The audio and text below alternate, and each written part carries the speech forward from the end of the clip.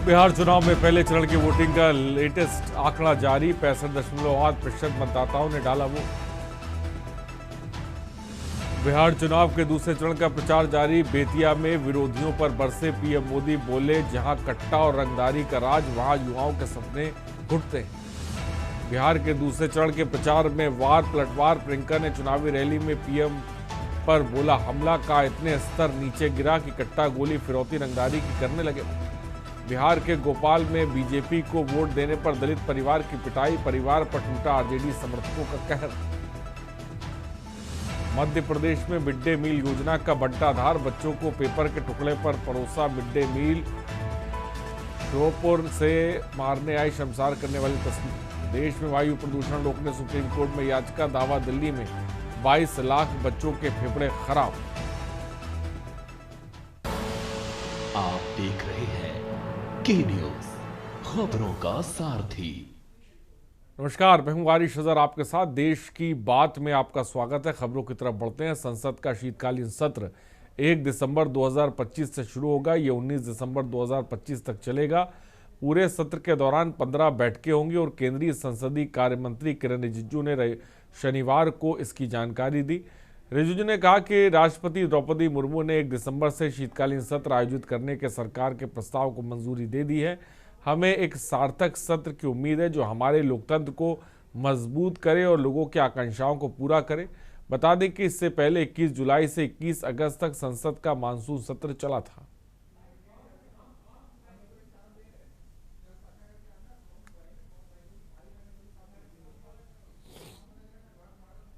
खबर यमुनानगर से।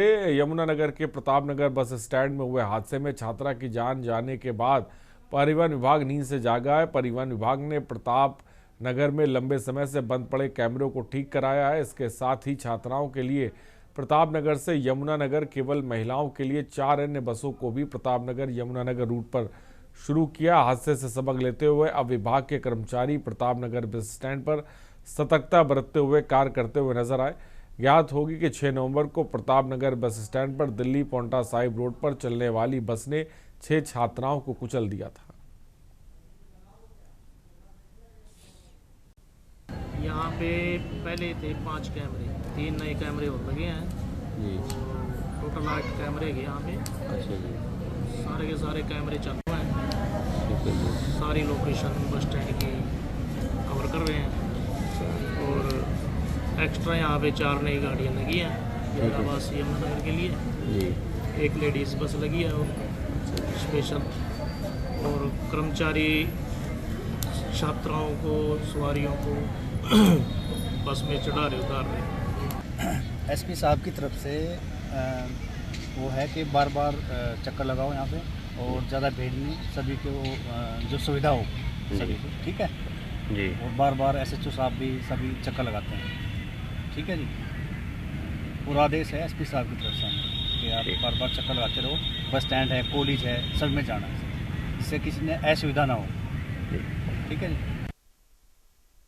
बागेश्वर धाम के पीठाधीश्वर पंडित धीरेन्द्र शास्त्री की सनातन एकता पदयात्रा में शामिल अनुयायियों को पाली चौक के आगे बायोमेडिकल कॉलेज में दोपहर का भोजन कराया गया। यहां हुई बातचीत के दौरान पदयात्रा को लेकर पीठाधीश्वर धीरेन्द्र शास्त्री ने कहा कि हमारा देश पहले से हिंदू देश है। ये यात्रा देश को एक सूत्र में पिरोए रखने के उद्देश्य से निकाली जा रही है। और पदयात्रा में शामिल द ग्रेट खली ने दावा किया कि पीठाधीश्वर का सत्संग एकजुटता के संदेश को मजबूत बनाता है और इसलिए अधिक से अधिक सनातनियों को उनके सत्संग में शामिल होकर कथा जरूर सुननी चाहिए।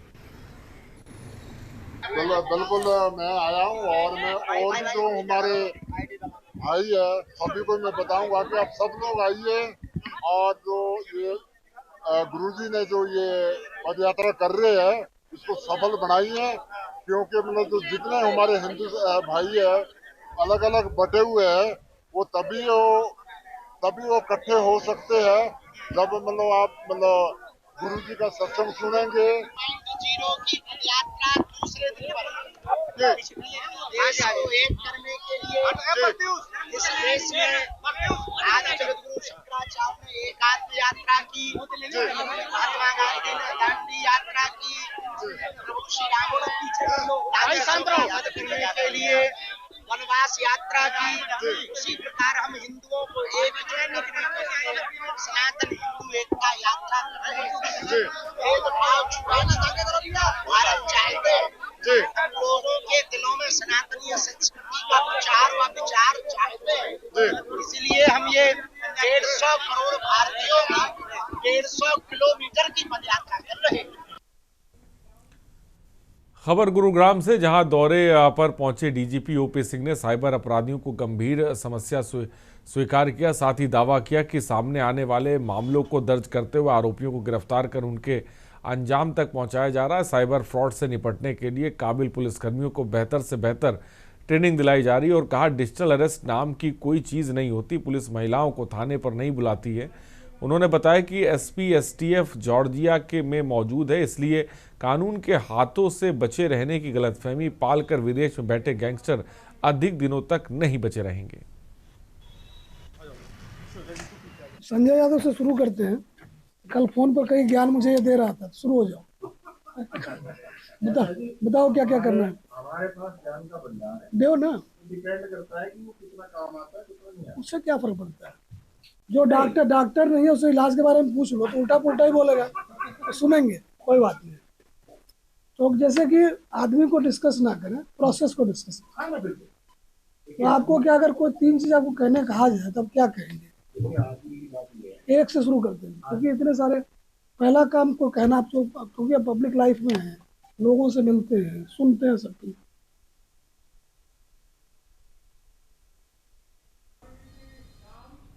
और हरियाणा के रेवाड़ी में जमीन विवाद को लेकर सैनिक परिवार पर हमला कर दिया गया। इस हमले में सैनिक, उसके माता पिता और गंभीर रूप से घायल हुए।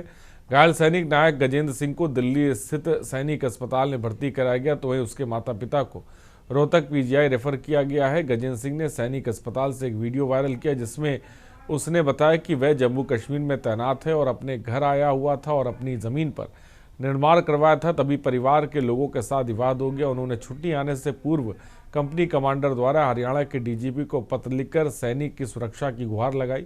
इसके बावजूद भी सैनिक और सैनिक परिवार को सुरक्षा नहीं दी गई। बता दें कि पूरा मामला रेवाड़ी के खोल थाना क्षेत्र के गांव का है, जहां भारतीय सेना के जवान और उनके माता पिता पर जमीन विवाद को लेकर हमला कर दिया गया। मेरा नाम दिनेश कुमारी, मैं की पत्नी हूँ। मेरे पति श्री गजेंद्र सुहाग भारतीय सेना में है। वर्तमान में मेरे पति बेस हॉस्पिटल में एडमिट है।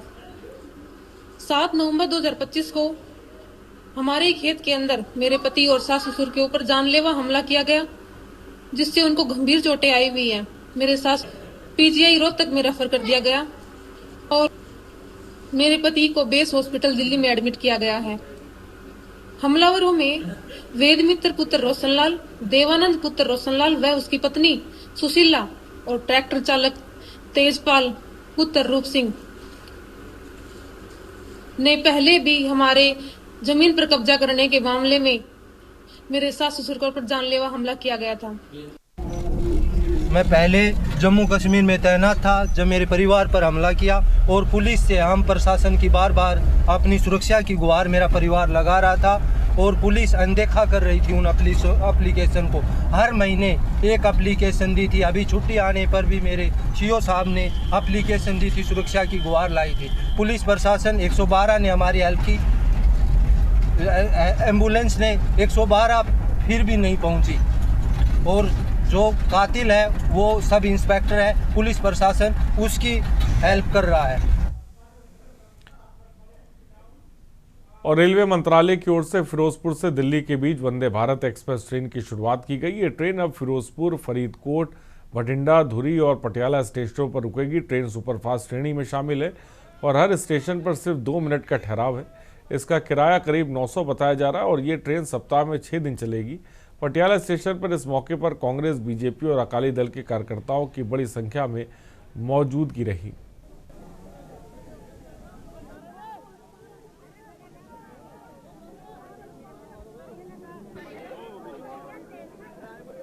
और ਤੁਸੀਂ ਇਸ ਗੱਲ ਦਾ ਖਿਆਲ ਰੱਖੋ ਕਿ ਸਦਾ ਹੀ ਪਟਿਆਲਾ ਇੰਜ ਲੱਗਦਾ ਸੀਗਾ ਜਿਵੇਂ ਇੱਕ ਸਾਈਡ ਤੇ ਰਹਿ ਜਾਂਦਾ ਹੈ। ਲੇਕਿਨ ਡਾਕਟਰ ਗਾਂਧੀ ਸਾਹਿਬ ਸਾਡੇ ਮੈਂਬਰ ਪਾਰਲੀਮੈਂਟ, ਉਹਨਾਂ ਨੇ ਕੁਝ ਉਪਰਾਲੇ ਰੇਲਵੇ ਵਾਸਤੇ ਇਹੋ ਜਿਹੇ ਕੀਤੇ ਨੇ ਜਿਹੜੇ ਹੋਰ ਕੋਈ ਨਹੀਂ ਕਰ ਸਕਿਆ। ਭਾਵੇਂ ਇਸ ਤੋਂ ਪਹਿਲਾਂ ਬਹੁਤ ਸਾਰੇ ਮੈਂਬਰ ਪਾਰਲੀਮੈਂਟ ਰਹੇ ਪਟਿਆਲੇ ਤੋਂ ਜਾਂ ਪਟਿਆਲੇ ਦੇ ਨੇੜੇ ਤੇੜੇ ਤੋਂ, ਕੋਈ ਨਹੀਂ ਕਰ ਸਕਿਆ। ਇੱਕ ਤੇ ਵੰਦੇ ਭਾਰਤ ਟ੍ਰੇਨ ਹੈ, ਦੂਸਰਾ ਇਹ ਡਬਲ ਲਾਈਨ ਹੈ ਜਿਹੜੀ ਇਲੈਕਟ੍ਰਿਕ ਹੋਈ ਹੈ, ਔਰ ਤੀਸਰਾ ਜਿਹੜੀ ਰਾਜਪੁਰਾ ਦਾ ਸਾਡਾ ਕਨੈਕਟ ਬਣਿਆ ਚੰਡੀਗੜ੍ਹ ਨਾਲ ਵਾਇਆ ਮੋਹਾਲੀ। ਦੇਖੋ ਡਾਕਟਰ ਧਰਮਵੀਰ ਗਾਂਧੀ ਜੀ ਦਾ ਬਹੁਤ ਵੱਡਾ ਜਿਹੜਾ ਇਹਦੇ ਸ਼ਲਾਘਾਯੋਗ ਕਦਮ ਹੈ, ਉਪਰਾਲਾ ਹੈ। ਉਹਨਾਂ ਨੇ ਪਰਸਨਲ ਇੰਟਰਸਟ ਲਿਆ, ਪ੍ਰਧਾਨ ਮੰਤਰੀ ਜੀ ਨਰਿੰਦਰ ਮੋਦੀ ਜੀ ਨੂੰ ਮਿਲੇ, ਰੇਲਵੇ ਮਿਨਿਸਟਰ ਜੀ ਨੂੰ ਮਿਲੇ ਤੇ ਉਹਨਾਂ ਨੇ ਇੱਕ ਰੋਡ ਮੈਪ ਦਿੱਤਾ ਤੇ ਉਹਨਾਂ ਨੇ ਪੂਰੇ 5 ਸਾਲ ਆਪਣਾ ਲੋਕ ਸਭਾ 'ਚ ਮੁੱਦਾ ਚੱਕੀ ਰੱਖਿਆ ਤੇ ਅੱਜ ਜਿਹੜਾ ਸਾਨੂੰ ਉਹਦਾ ਫਲ ਮਿਲਿਆ ਹੈ ਡਾਕਟਰ ਧਰਮਵੀਰ ਗਾਂਧੀ ਜੀ ਦੀ ਮਿਹਨਤ ਨੂੰ ਤੇ ਪਟਿਆਲਾ ਵਾਸੀਆਂ ਦੀ ਮਿਹਨਤ ਨੂੰ ਅੱਜ ਬੂਰ ਪਿਆ ਹੈ।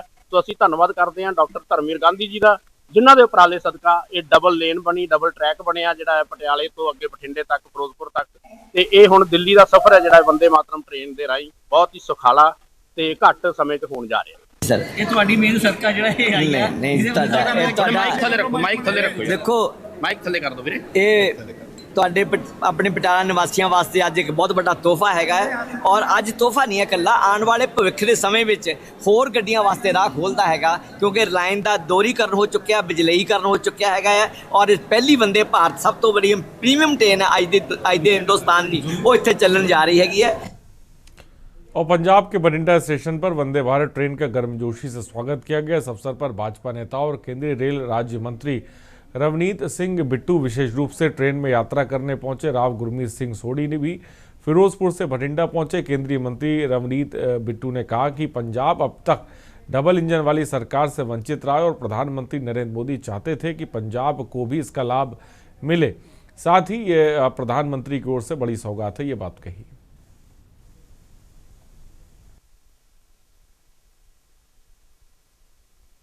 नए सफर की शुरुआत का जश्न मनाएं और भारतीय रेल के भविष्य की इस चमकती किरण का स्वागत करें। ਇਸੇ ਕਰਕੇ ਸਭ ਨੇ ਨਰਿੰਦਰ ਮੋਦੀ ਜੀ ਦਾ ਹੱਥ ਫੜਿਆ ਏ ਵੀ ਅਸੀਂ ਪੰਜਾਬ ਨੂੰ ਕੁਝ ਦੇ ਸਕੀਏ, ਜਿਹੜਾ ਪੰਜਾਬ ਡਬਲ ਇੰਜਨ ਸਰਕਾਰ ਤੋਂ ਵਾਂਝਾ ਏ, ਪਿੱਛੇ ਰਹਿ ਗਿਆ। ਜੋ ਪ੍ਰਧਾਨ ਮੰਤਰੀ ਜੀ ਆਪ ਉਰੇ ਆ ਕੇ ਦੇਣਾ ਚਾਹੁੰਦੇ ਸੀ ਉਦੋਂ ਵੀ ਰੁਕਾਵਟਾਂ ਪਾਈਆਂ ਤੇ ਹੁਣ ਅਸੀਂ 27 ਤੋਂ ਪਹਿਲਾਂ ਹਰ ਪੰਜਾਬ ਨੂੰ ਹਰ ਚੀਜ਼ ਉਹ ਦਵਾਂਗੇ ਜਿਹੜੀ ਡਬਲ ਇੰਜਨ ਸਰਕਾਰ ਦੇ ਸਕਦੀ ਆ ਤੇ ਫਿਰ ਅਸੀਂ 27 ਚ ਵੋਟਾਂ ਮੰਗਾਂਗੇ। ਅਸੀਂ ਵਾਅਦਾ ਕੀਤਾ ਹੈ ਲੋਕਾਂ ਨਾਲ। ਅੱਜ ਦਾ ਦਿਨ ਸਾਡੇ ਲਈ ਬਹੁਤ ਹੀ ਗੌਰਵਮਈ ਦਿਨ ਹੈ। ਅਸੀਂ ਆਪਣੇ ਹਰਮਨ ਪਿਆਰੇ ਸਾਡੇ ਨੇਤਾ ਪ੍ਰਧਾਨ ਮੰਤਰੀ ਜੀ ਨਰਿੰਦਰ ਮੋਦੀ ਜੀ ਦਾ ਬਹੁਤ ਧੰਨਵਾਦ ਕਰਦੇ ਹਾਂ, ਜਿਨ੍ਹਾਂ ਨੂੰ ਸਾਨੂੰ ਇਹ ਬਹੁਤ ਵੱਡੀ ਸੁਗਾਤ ਦਿੱਤੀ ਹੈ ਰੇਲ ਦੀ ਇਹ, ਔਰ ਅਸੀਂ ਬਠਿੰਡਾ ਵਾਸੀਆਂ ਦੇ ਲਈ। खबर गया जी से, जहां एनडीए समर्थित हम पार्टी के अतरी विधानसभा के उम्मीदवार रोहित कुमार के समर्थन में यूपी के मुख्यमंत्री योगी आदित्यनाथ ने बेला गांव में विशाल चुनावी सभा को संबोधित किया।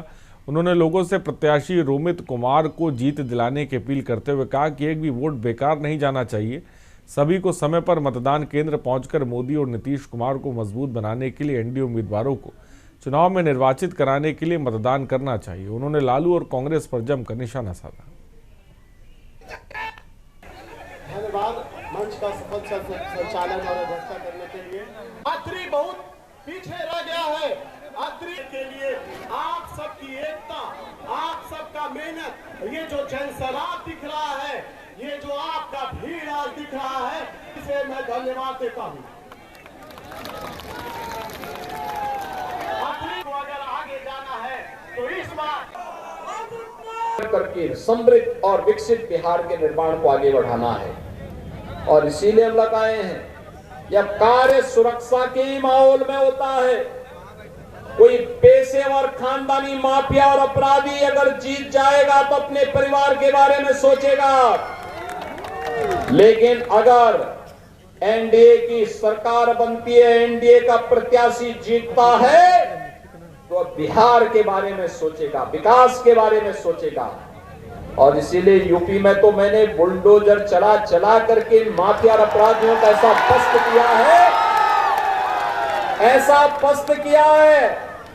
यूपी में माफिया और अपराधी उसकी हड्डी पसली हमने बुलडोजर से रौंद करके उसको पस्त किया है।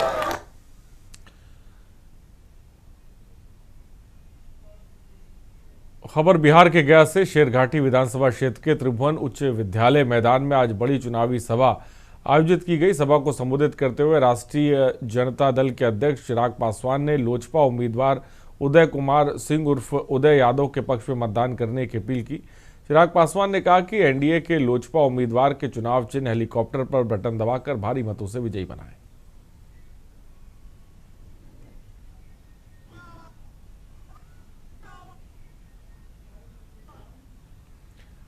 खबर सुपौल से, जहां केंद्रीय गृह मंत्री अमित शाह ने शनिवार को चुनावी सभा को संबोधित करते हुए कांग्रेस सहित महागठबंधन में शामिल अन्य दलों पर जमकर हमला बोला। उन्होंने विपक्षी सरकार को कार्यकाल की तुलना जंगल राज से करार करते हुए कहा कि सभी को सोच समझकर वोट करना होगा। एसआईआर का उल्लंघन करते हुए घुसपैठियों का जिक्र कर अमित शाह ने कहा कि हम एक एक घुसपैठी को बाहर निकालेंगे।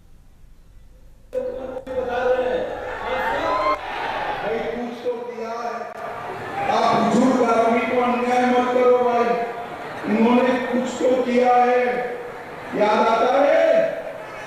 चलो मैं पूछता हूँ, चारा घोटाला किसने किया? किसने किया?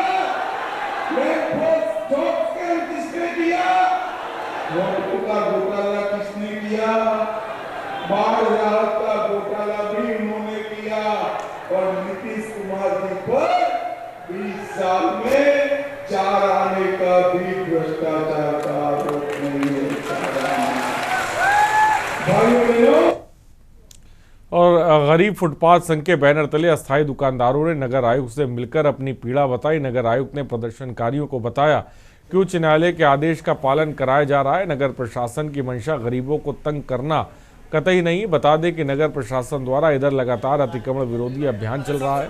इससे अस्थायी दुकानदार कारोबार बंद होने से परिवारों के सामने भुखमरी का संकट खड़ा होने का रोना रो रहे हैं। गरीब फुटपाथ संघ के बैनर तले एकत्रित फुटपाथी दुकानदारों ने न्याय की गुहार लगाई।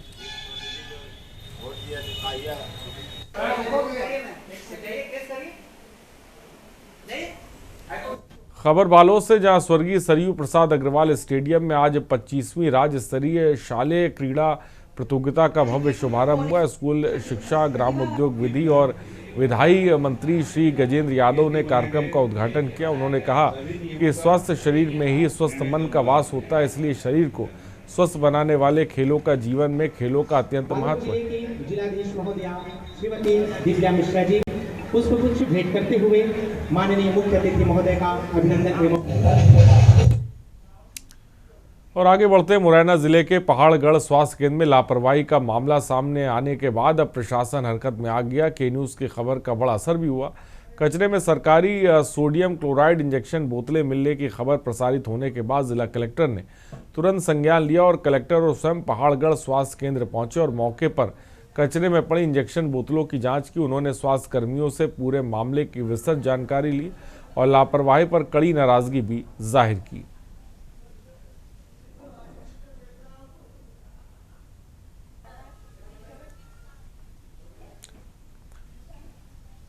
और भिंड जिले में 7 दिन पहले हुए सराफा व्यापारी से लूटकांड का पुलिस ने खुलासा किया। गोहद चौराहा थाना पुलिस ने इस मामले में 2 लुटेरों को गिरफ्तार किया, जबकि एक आरोपी अभी भी फरार है। पुलिस के अनुसार पकड़े गए दोनों आरोपियों के पास से 10-10 हज़ार का इनाम जो है उन पर घोषित था। गिरफ्तारी के दौरान पुलिस ने उनके कब्जे से लूटा गया सोने का कुंडल, मंगलसूत्र, पेंडेंट, एक कट्टा, एक बाइक सहित कुल 1,50,000 का बरामद किया। जानकारी के मुताबिक दोनों आरोपी डांग पहाड़ इलाके में सोना बेचने की फिराक में थे।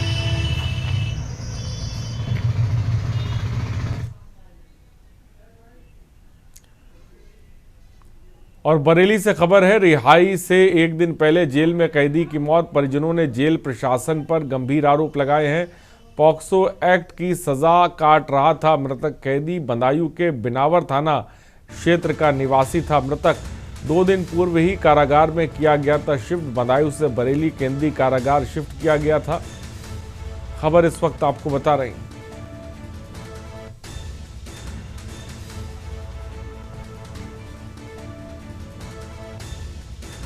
दो दिन पूर्व ही कारागार में किया गया था शिफ्ट। हमारा भाई था, मामा का लड़का था हमारा, पस्तों में गया था। उसकी 20 साल की सजा हुई थी। थाना बिनावर है और उसे बेल मिल गई थी 3-4 दिन पहले हाई कोर्ट से, लेकिन एक ही दिन पहले उसे कब बरेली भेज दिया है मुझे बताया नहीं गया। कब आया कब नहीं आया। मुझे फ़ोन गया था सुबह 6 बजे कि वो मर चुका है। जब हम देखने आए तो वो मृतक मिला। अब वो कैसे ख़त्म हुआ, उससे पहले से कोई बीमारी ही नहीं थी, उसको कोई बीमारी थी ही नहीं हमें सूचना दी गई ये मर जाए आपके मुलजिम के लिए, लेकिन वो जब ख़त्म हो गया तभी मुझे सूचना दी गई। ताइयों की जेल में बंद थे, वहाँ से यानी महेंद्र हमारे भाई जी गए थे यहाँ बरेली के लिए, परसों भेज दिए गए थे। फिर बाकी बाद में हमारे भाई की कल बेल पड़ जाती, यानी 9 तारीख को हमारे भाई हमारे घर पर पहुँच जाते।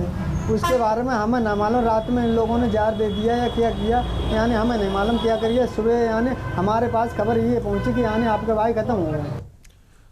और एटा से खबर, सड़क हादसे में वृद्ध की मौत। सड़क पार करते समय मैक्स ने टक्कर मारी है। मरणासन हालत में परिजनों ने इलाज के लिए भर्ती कराया। मेडिकल कॉलेज में उपचार के दौरान मौत हो गई है। सुन्ना गांव की 50 वर्षीय शांति खेत से लौट रही थी। घर पिलुआ थाना क्षेत्र स्थित हाईवे पर यह हादसा हुआ।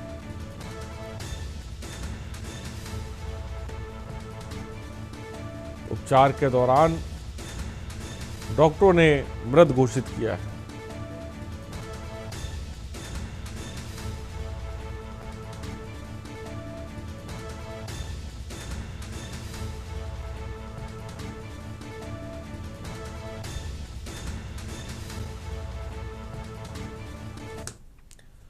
और आगरा से खबर है, राज्य महिला आयोग के अध्यक्ष पहुंची आगरा। बबीता चौहान ने क्रिकेटर दीप्ति शर्मा के घर पहुंची। क्रिकेटर दीप्ति शर्मा के माता पिता से की मुलाकात। माता पिता को बधाइयां देकर कहा, बेटी ने किया गौरवान्वित। इस जीत ने महिला सशक्तिकरण को किया सार्थक। बबीता लखनऊ बुलाकर सम्मानित कराने दिया भरोसा।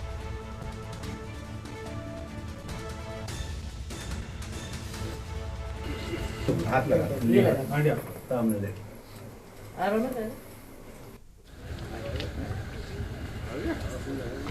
बिल्कुल सही बात है। देखिए, इंडिया टीम तो है ही, पर दीप्ति हमारी बच्ची है और वो हमारे शहर की भी है और बहुत छोटे से हमने उनको देखा है।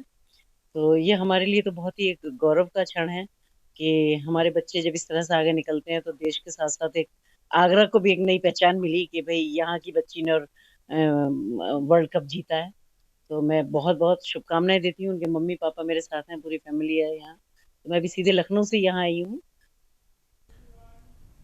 खबर कानपुर से, जेएमडी वर्ल्ड स्कूल में वार्षिक सांस्कृतिक महोत्सव गूंज का आयोजन किया गया, जिसमें स्कूली बच्चों ने मनमोहक प्रस्तुतियां पेश की। कार्यक्रम का शुभारंभ चेयरमैन संजीव दीक्षित, निदेशक चाहत दीक्षित, प्रधानाचार्य मल्लिका अरोड़ा और मुख्य अतिथि Saumya Pandey additional labour commissioner ने दीप प्रज्वलन से किया। प्रधानाचार्य मल्लिका अरोड़ा ने मुख्य अतिथि का स्वागत पुष्पगुच्छ एवं स्मृति चिन्ह भेंट कर किया। निदेशक चाहत दीक्षित ने भी स्कूल के सभी बच्चों की सराहना करते हुए उनके उत्कृष्ट प्रयासों के लिए प्रशंसा व्यक्त की। साथ ही रैप सिंगर पैराडॉक्स के पहुंचते ही आयोजन स्थल पर एक अलग ही जोश देखने को मिला। पैराडॉक्स के गाने सुनकर परिसर में जश्न का माहौल हो गया। कार्यक्रम के समापन में विद्यालय परिवार ने आए हुए सभी अतिथियों और अभिभावकों का आभार जाहिर किया।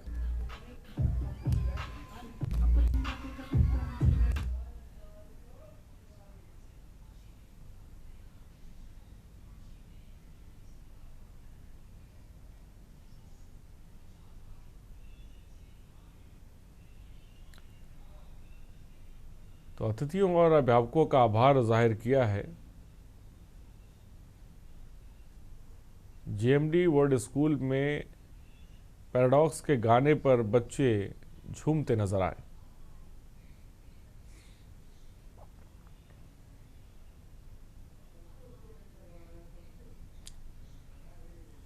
तो वार्षिक सांस्कृतिक महोत्सव की गूंज देखने को मिली।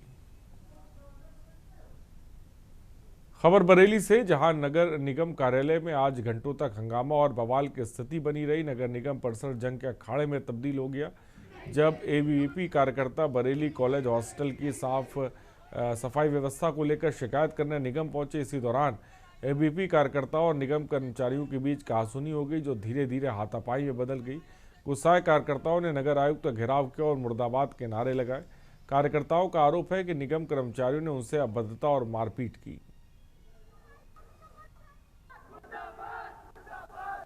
मांग हमारी यही है कि पहले इन गुंडों की गिरफ्तारी हो, सुसंगत धाराओं में इन पे मुकदमा दर्ज करके इन पे NSA लगाई जाए, क्योंकि ये तो बिल्कुल इनका प्रयोजित प्रोग्राम था। ये किसी की हत्या भी कर सकते थे यहाँ पे। ये क्या विरोध किस तरह से किया है बुलडोजर खड़ा करके, किस तरह से, कितने बुलडोजर मंगाए आपने? बुलडोजर हमने मंगाए पूरे शहर के अभी, और पूरे शहर की हम कल से सफाई व्यवस्था बंद करेंगे। नगर निगम कार्यालय अनिश्चितकालीन बंद करेंगे बिल्कुल, और नगर निगम कार्यालय खुलने नहीं देंगे जब तक कि ये गुंडे बंद नहीं होते। बात ये हुई थी कि अखिल भारतीय विद्यार्थी परिषद अपनी मांगों को लेकर बरेली कॉलेज में जो छात्रावास बना हुआ है उसमें बहुत दिनों से छात्राओं को बिजली उपलब्ध नहीं हो पा रही, जिसकी वजह से छात्रा बहुत परेशान रह रही। उसकी मांग को लेकर अभी विद्यार्थी परिषद का एक छात्र सम्मेलन हुआ था, जिसमें नगर निगम को शुल्क जमा करने के बाद भी नगर निगम द्वारा विद्यार्थी परिषद कार्यकर्ताओं को कोई भी रसीद नहीं दी गई उस शुल्क की। इन सभी मांगों को लेकर विद्यार्थी परिषद कार्यकर्ता नगर निगम नगर आयुक्त से शिकायत करने गए थे, अपनी मांगों को रखने गए थे। तो उस समय होता क्या है कि नगर आयुक्त के कमरे में जो कर्मचारी होते हैं, जो उनके ड्राइवर होते हैं, जो उनके और कर्मचारी होते हैं, उन लोगों को ज़्यादा विद्यार्थी परिषद कार्यकर्ताओं के संग मारपीट की गई, अभद्रता की गई। जो विद्यार्थी परिषद कार्यकर्ता ज्ञापन लेके गए थे उस ज्ञापन को फाड़ के नगर आयुक्त के सामने फेंक दिया गया। अभी कुछ देर पहले ABVP के जो तमाम कार्यकर्ता थे मुझसे मिले, यहाँ पर मिलने आए थे यहाँ पर, और उनको नगर निगम को लेकर कुछ शिकायतें थीं। और कुछ दिन पहले उनका 1-2 दिन पहले जो कार्यक्रम हुआ था, उस कार्यक्रम में जो उसकी फ़ीस वगैरह जमा हुई या रसीद को लेकर कुछ दिक्कतें थीं, कुछ बातें हुई थी, तो उसी को लेकर उनके ग्रीवांसेस थे। यहाँ पर मैंने ADM सिटी मजिस्ट्रेट सबने बैठकर, और चूँकि उनकी संख्या ज़्यादा थी तो हम लोग मीटिंग हॉल में बैठ गए और सभी से उनकी बातों को सुनकर उनका जो ज्ञापन था उनको मैंने ले लिया है। रुकते एक छोटे से ब्रेक के लिए, जल्द हाजिर होंगे।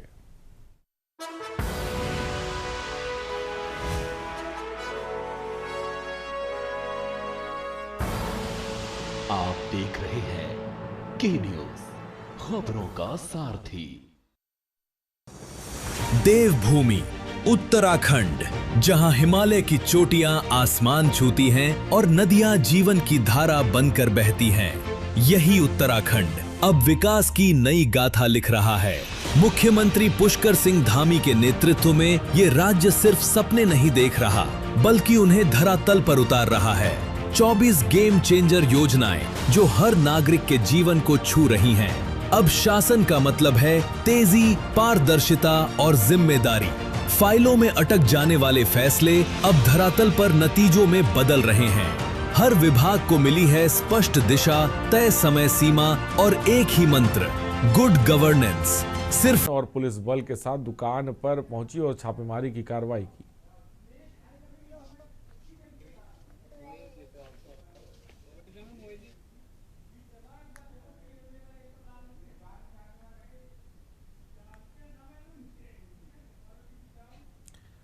खबर अमरोहा से। SP अमित कुमार आनंद स्वयं अमरोहा नगर कोतवाली क्षेत्र में पहुंचे और जनता की शिकायतों को ध्यानपूर्वक सुना। उन्होंने संबंधित पुलिस अधिकारियों को निर्देश दिए कि किसी भी शिकायतकर्ता को न्याय पाने में देरी न हो और सभी मामलों का त्वरित और प्रभावी समाधान सुनिश्चित किया जाए। SP ने कहा कि हर शनिवार को जिले के सभी थानों में समाधान दिवस आयोजित किया जाता है। उसका मकसद ही होता है कि लोग की समस्याओं को सुना जाए।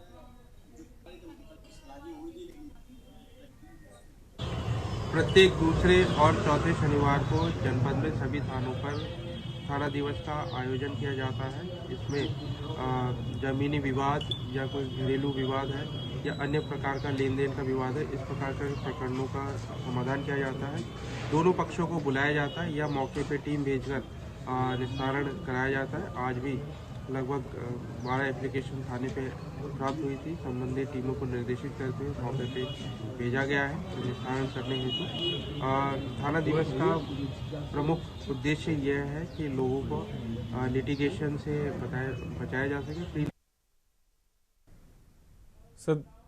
सिद्धार्थनगर जिले के डुमरियागंज विधानसभा क्षेत्र में मतदाता सूची के गहन पुनरीक्षण अभियान SIR को लेकर भारतीय जनता पार्टी ने एक महत्वपूर्ण कार्यशाला का आयोजन किया। ये कार्यक्रम राप्ती तट स्थित मंगल भवन में संपन्न हुआ। कार्यक्रम मुख्य उद्देश्य विधानसभा स्तरीय मतदाता सूची को अद्यतन करना और मतदाताओं की भागीदारी सुनिश्चित करना था। कार्यक्रम के मुख्य अतिथि गौ सेवा आयोग के उपाध्यक्ष एवं दर्जा प्राप्त राज्य मंत्री महेश शुक्ला रहे। भारतीय जनता पार्टी भारतीय संस्कृति, सनातन और भारत के क्रांतिकारियों का सम्मान करना जानती हैं। आप जानते हैं 150 वर्ष पूरा होने पर वंदे मातरम जो गीत नहीं था, भारत के विकास का, भारत के अध्यात्म का, भारत के संस्कार का, क्रांतिकारियों के लिए उद्गीत बन के आया था, जिसके आधार पर देश के क्रांतिकारियों का मार्गदर्शन होता था। ऐसे में देश के यशस्वी प्रधानमंत्री उत्तर प्रदेश के मुख्यमंत्री जी ने पूरे प्रदेश में और देश में जन जन तक को वंदे मातरम के गीत को स्मरण करते हुए उनकी पुनर्स्मृतियों के साथ साथ भारत का गौरव जिससे स्थापित हुआ है, उनको सच्ची श्रद्धांजलि दिया है बंकिम चंद्र चट्टोपाध्याय को। खबर कानपुर से। थाना जाजमऊ क्षेत्र स्थित एसटी जोसेफ स्कूल का एक वीडियो सोशल मीडिया पर वायरल है। वीडियो में एक छात्र अपने सहपाठी के सिर्फ स्कूटी छूने पर 2 सेकंड में 3 थप्पड़ मारते हैं दिखाई दे रहा है। बताया जा रहा है कि छात्रों के बीच ये झगड़ा स्कूल परिसर के अंदर हुआ। वीडियो वायरल होने के बाद थाना जाजमऊ पुलिस मामले की जांच कर रही है।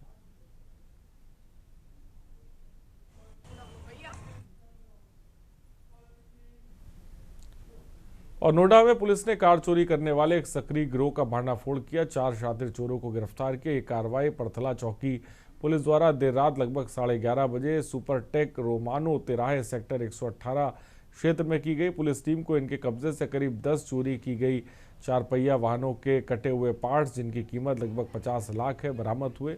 और गिरोह के पास से 2 कारें सेंट्रो और वैगनार भी मिली है जिनके प्रयोग से चोरी की वारदात को अंजाम दिया जाता था।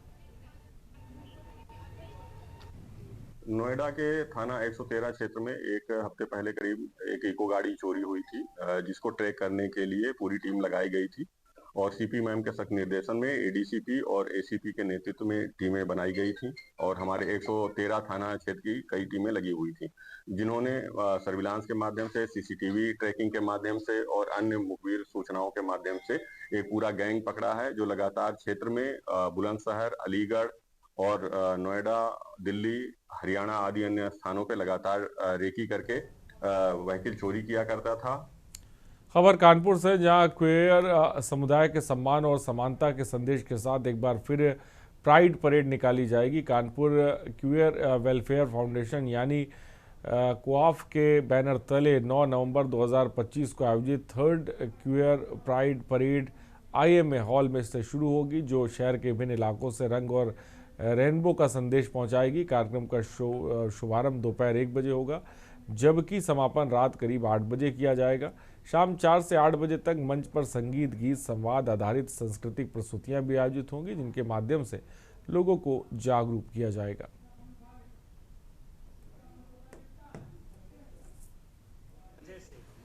देखिए, उत्तर प्रदेश के कानपुर जिले में एक क्यूर प्राइड निकाली जा रही है। क्यूर प्राइड का मकसद ये है कि हमें अपने समानता के बारे में और अपने अधिकार के बारे में जानने को मिलेगा। वहाँ पे एक से एक पैनल्स के जजेस आएंगे जो हमारे समुदाय को प्रेरित करेंगे।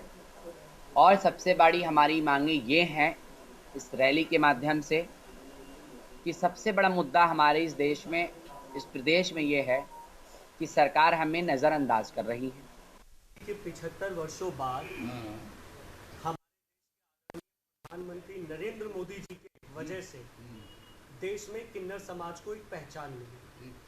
2019 में जो